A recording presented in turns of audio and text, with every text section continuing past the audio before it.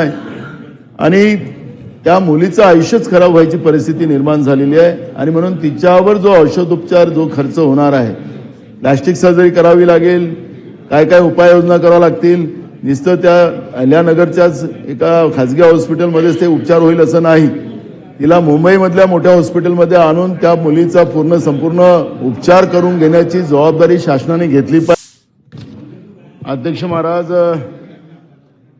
अहिल्यानगर जिल्ह्यातील संगमनेर तालुक्यातील वडगाव पान येथे दिनांक 17 मार्च 2026 मध्ये 6वी इथे शिकणाऱ्या अल्पवयीन मुलीवर झालेल्या ऍसिड हल्ल्याबाबत आहे. अध्यक्ष महाराज, आता त्या स्थगनच्या याच्यात जाणार नाही अध्यक्ष महाराज, पण ही गंभीर बाब आहे. अध्यक्ष महाराज, शाळेत शिकणाऱ्या मुली या असुरक्षित असतील, सावित्रीबाई फुलेंच्या महाराष्ट्रातल्या अल्पवयीन मुली असुरक्षित असतील, तर एक गंभीर बाब या घटनेमुळे महाराष्ट्राच्या समोर आलेली आहे आणि महाराष्ट्राची भूषणावं नाही.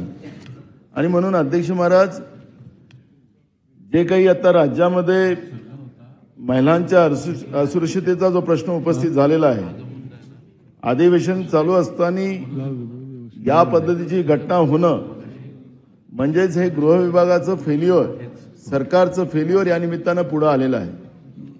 अध्यक्ष महाराज, पोलिसांचं खच्चीकरण आणि खच्चीकरणामधून झालेल्या या सगळ्या घटना हे आपल्याला या ठिकाणी निदर्शनास येते. अध्यक्ष महाराज, ही 11 वर्षाची मुलगी, तिचे डोळे पण जाण्याची भीती आहे. अध्यक्ष महाराज, खाजगी दवाखान्यामध्ये त्या पोरीला भरती केलं गेलेलं आहे.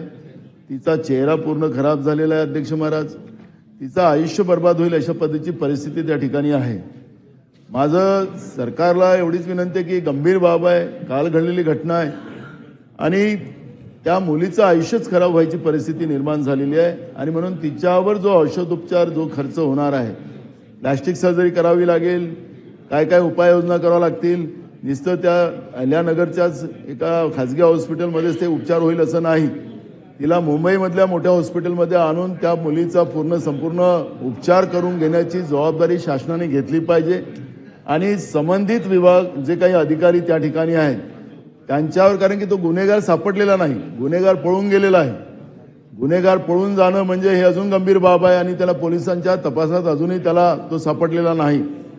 आणि त्याच्यामुळे त्या मुलीवर आणि त्या परिवाराला आलेल्या संकटावर तातडीनं मदत करणं आणि त्या मुलीला मुंबई शहरामध्ये आणून मोठ्या हॉस्पिटलमध्ये तिच्या सगळ्या चेहऱ्याचं जे विद्रुपीकरण करण्याचं काम झालेलं आहे या ऍसिड हल्ल्यामध्ये, त्या दृष्टिकोनातून आपण संपूर्ण खर्च शासनाने त्याच्यामध्ये करावा ही भूमिका या ठिकाणी आहे.